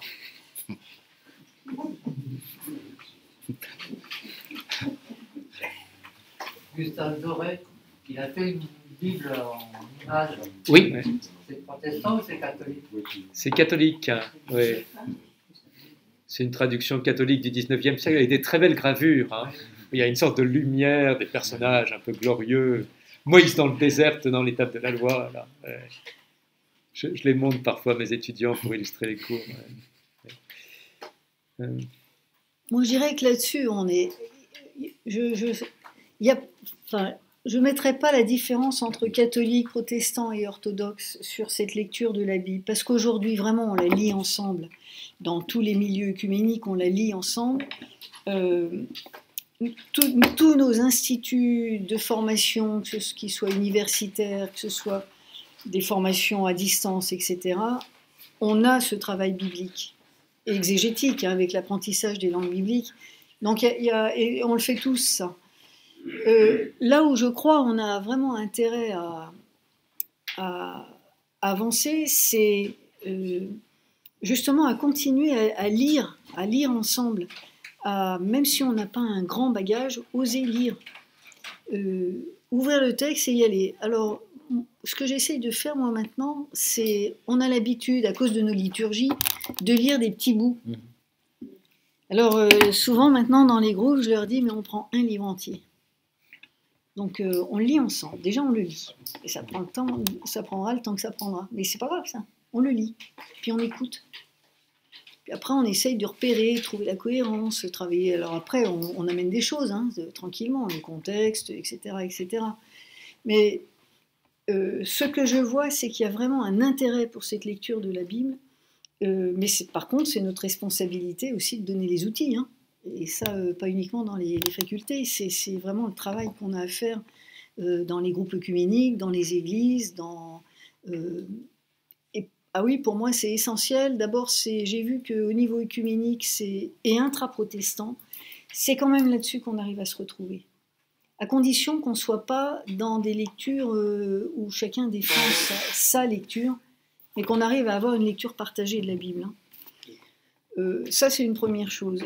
Et arriver à désamorcer à travers cette lecture du texte, et ben justement, tout ce qu'on va y projeter avant même de l'avoir lu d'ailleurs. Ça s'apprend, ça. Hein. C'est pour ça que j'insiste tellement là-dessus. Mais je vous dis, moi, ce qui me réjouit, c'est que je vois qu'on le fait de plus en plus en version œcuménique. Et ça, c'est assez formidable. De voir, par exemple, l'importance pour les orthodoxes de l'icône. On a travaillé sur la prière, parce que quand ils nous ont expliqué que pour eux, c'est prier. Et ils nous ont expliqué comment ils priaient avec ça. Derrière, hein, il y a toujours un texte biblique. Hein. Dans la divine liturgie, c'est un déroulé de je ne sais pas combien de textes bibliques. Bon, ben on les a pris ensemble, par exemple. On a alors, avec leur approche, avec la nôtre, on fait ça toujours à trois. Hein. On est catholique, protestant et orthodoxe. Et je vous assure que ça enrichit à la fois la manière de voir. Alors, ça n'a pas forcément changé ma manière de lire le texte. C'est-à-dire cet apprentissage que j'ai eu, que je continue à avoir, ça va l'élargir. En même temps, je vais garder cette rigueur qui me permet d'avoir des garde-fous aussi. Hein. Et ça, c'est vraiment important d'aider chacun justement à se donner des garde-fous, des balises, et pour que cette parole qui est un texte, plutôt je vais le dire autrement, pour que ce texte devienne une parole vivante, devienne. Elle ne l'est pas, elle le devient. Et elle me parle dans ma vie d'aujourd'hui. Et c'est ça le travail qu'on a à faire. Voilà, je pourrais peut-être dire deux éléments dans le monde catholique qui contribuent peut-être à un tout petit peu plus de lecture biblique. Enfin, de lecture biblique par tous les baptisés, disons. Les moines, depuis des siècles, passent 1 heure tous les jours à lire leur Bible seuls, en la méditant, etc. Deux choses. La première, c'est la réforme liturgique de Vatican II. Moi, je suis né après, mais si j'ai bien compris avant, les lectures du dimanche tournaient sur une année, et il y avait une première lecture qui était une épître de Paul toujours. Vous avez maintenant un cycle sur 3 ans, ça fait 150 dimanches au lieu de 50, et il y a une première lecture et une deuxième. Donc vous augmentez, ça reste sur l'Ancien Testament des petits extraits, prendre d'une lettre de Paul les 10 premiers versets qui dit « Bonjour, c'est Paul, je vous bénis », tout ça, et puis s'arrêter là alors que c'est juste la salutation, c'est décevant. Mais c'est déjà ça quand même. Hein. Ça les fait entendre un tout petit peu. Deuxième chose qui, dans le monde catholique, nous oblige à une lecture de la Bible. Moi, j'ai lu avec beaucoup de gravité le rapport de l'Assiase sur les abus sexuels, et qui met bien en lumière le fait que dans les abus sexuels dans l'Église catholique, on a instrumentalisé la Bible souvent. Et il y a la recommandation numéro 7 qui demande à ce qu'à tous les niveaux de formation dans l'Église, donc pas seulement les doctorants, hein, la préparation au baptême aussi, on favorise une lecture de la Bible critique et spirituelle. Le mot spirituel, il n'est pas... Enfin, il est peut-être dur en faculté de théologie, enfin, ça dépend de ce qu'on appelle spirituel. Le mot critique, il est pas... Voilà. Donc, on voit bien que sur ce dossier, et sur lequel je suis loin d'avoir la solution, ce dossier dramatique, le rapport officiel et accepté dit que une formation biblique mal faite a des conséquences criminelles. Hein, voilà. C'est-à-dire il y a une série de versets bibliques utilisés par les abuseurs. Et si les gens qu'ils rencontraient avaient été mieux formés bibliquement, ils seraient peut-être rendus... Enfin, les phénomènes d'emprise sont complexes, mais ça aurait pu déjouer un bout de cette emprise.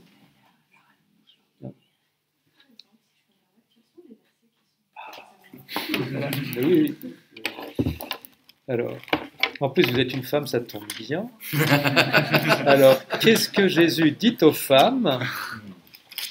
Regardez. C'est le dire à moi, les petits enfants. Non, non, il y a bien mieux, il y a bien mieux.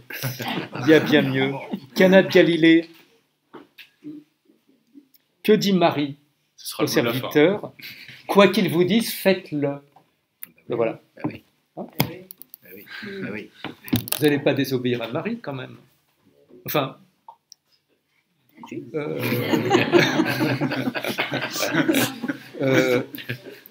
c'est dur de parler d'un sujet comme ça dans un cadre détendu, et puis ça c'est arrivé en vrai, quoi.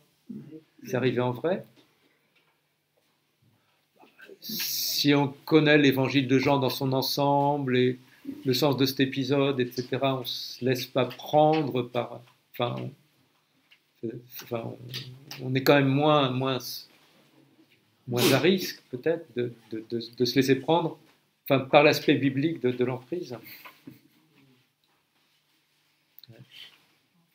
Merci beaucoup à tous les deux d'avoir répondu à notre invitation. Donc le bar va être ouvert, on va servir de quoi vous désaltérer si vous souhaitez autre chose que de l'eau.